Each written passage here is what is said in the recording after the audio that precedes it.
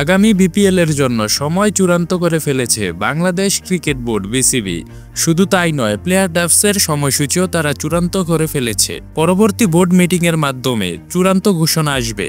Bangladesh premier league 2026 অনুষ্ঠিত হচ্ছে ডিসেম্বরের শেষ সপ্তাহে, অর্থাৎ 25 কিংবা 26 ডিসেম্বর থেকে।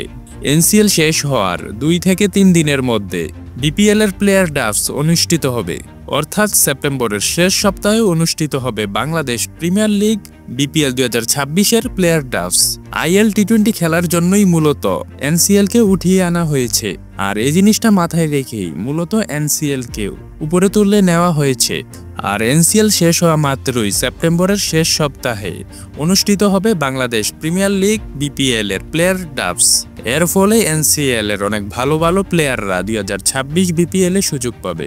আগামী বোর্ড মিটিং এর পরপরই মিডিয়াতে প্রচার করে দেওয়া হবে প্লেয়ার ড্রাফটস ও বিপিএল এর সময়সূচি।